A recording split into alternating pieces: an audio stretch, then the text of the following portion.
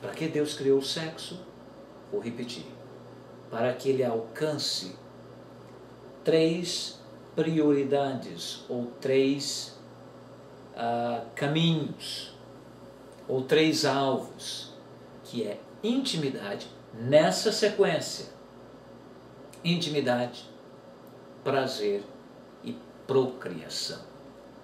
Aí você vai dizer, interessante. Eu sempre pensei que a sexualidade foi inicialmente para a procriação, crescer e multiplicar. E sim, está embutido na palavra de Deus. Mas a sexualidade do casal não foi feito para os filhos, foi feito de um para o outro. Então, inicialmente, o casal tem a sua sexualidade para prazer e intimidade. Intimidade vindo em primeiro lugar. Por quê? Porque sem intimidade não há prazer. Pode haver até um orgasmo, pode haver até um encontro sexual, mas sem intimidade não há verdadeiro prazer. A nossa sexualidade é, sem dúvida, a dimensão mais santa de nossas vidas, uma das mais santas de nossas vidas, tanto quanto orar, meditar na palavra de Deus, ir à igreja. É importante que você entenda isso. Por meio dela, por que ela é santa? Porque por meio dela trazemos vidas eternas ao mundo. Por meio do sexo, nos unimos em matrimônio de vida com uma pessoa amada e nos tornamos uma só carne. Também por meio do sexo, alcançamos um dos elementos da felicidade, que é o amor romântico. E com a queda do homem e da mulher no Éden, a primeira coisa atingida foi a dimensão sexual do casal, devido à profunda ligação espiritual que o sexo tem com a nossa alma. A sexualidade do ser humano é mais do que um euforismo, uma agitação orgásmica no corpo, ela é também um atributo da alma. Note o que está escrito em Gênesis capítulo 3, verso 7. Abriram-se, isso é depois da queda, abriram-se os olhos de ambos, de Adão e Eva, e percebendo que estavam nus, interessante, hein? Coseram folhas de figueira e fizeram cintas para si. É este o relacionamento que eu e você precisamos sair dele.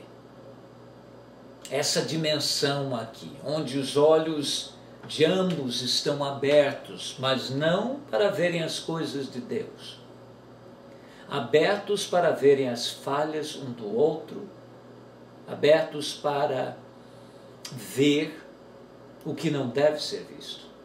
E percebendo que estavam nus, note, uma das primeiras coisas que a semente do pecado causa no homem e na mulher é uma vergonha de sua sexualidade, é uma atenção focalizada da sexualidade. Porque eles não perceberam que um tinha cabelos longos, outro curto, que a pele era morena ou clara, ou que tinham 2 braços, porque logo fitaram na sexualidade. Isso é uma clara evidência nas Escrituras que o pecado, assim como a santidade do ser humano, tem uma direta implicação na nossa sexualidade e vice-versa.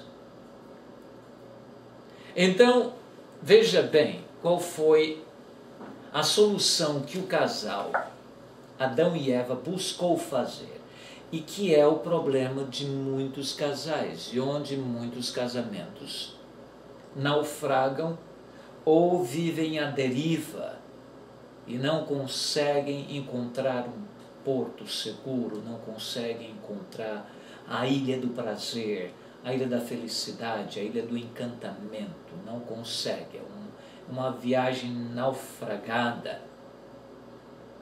É que quando a turbulência vem, e todos nós iniciamos primeiro nessa condição aqui, quando nos casamos, estamos nessa condição aqui de pecado. Nós estamos falando de você ser uma boa ou má pessoa, estamos falando da condição humana, nascemos em pecado. Disse o profeta Davi, em pecado concebeu minha mãe. Portanto, eu e você, todo o casal, quando entra no relacionamento, ainda que na igreja tenha sido abençoados pelo pastor ou pelo cerimoniador da aliança, na dimensão espiritual, todo casal já inicia nessa dimensão aqui. Os olhos de ambos abertos para a fragilidade um do outro. É claro que na fase do namoro e do noivado e na lua de mel, há um véu muito fino que cobre essas coisas, né? Cobre as nossas falhas, aqueles detalhezinhos pequenos, as pequeninas raposas, que mais tarde estaremos falando sobre isso. E uma vez que Adão e Eva perceberam que estavam nus, não perceberam que estavam sentindo frio, eles cozeram folhas de figueira e fizeram cintas para si. O que são cintas? São elementos de amarração. E aqui está o casal. Eles entram primeiro no casamento com esse véu do romantismo, com o véu romântico da sociedade, né? Aquela ideia velada de que tudo é perfeito, tudo é lindo. Eles partem para a lua de mel, daqui a pouco o mel acaba, só fica a lua. E aí? E aí começamos a ver que estamos nus, estamos despidos da capacidade de viver conjugalmente. E essa nossa nudez também nos faz mais perecíveis, nos faz mais sujeitos a ataques, nos faz mais vulneráveis. E, como já dizíamos, o homem e a mulher no casamento começam a fazer cintas de amarração para si. Então, já que estamos casados, já que entramos nesse barco, a sociedade oferece uma outra opção. Põe fogo no navio, salta todo mundo fora, um para um canto ou para o outro. Isso é chamado, em outras palavras, divórcio. A Bíblia chama isso de naufrágio espiritual da família. Bom, pula filho para um canto, filho para outro, pula criança daqui, né? O barco pegou fogo, está todo mundo pulando, cada qual por si. É uma situação trágica. Adão e Eva teve, talvez porque ninguém havia mencionado para eles ainda, o desastre do divórcio. Eles disseram, vamos fazer cintas, vamos nos amarrar aqui uns aos outros. Estarei falando mais tarde, se não nesse segmento do vídeo, mas em outro, de usarmos filhos como cintas para amarrar o casamento, de usarmos cintas emocionais para amarrarmos o casamento, cintas financeiras. Muitas vezes o casal, a esposa está amarrada ao marido, ou o marido à esposa, por causa dessas cintas.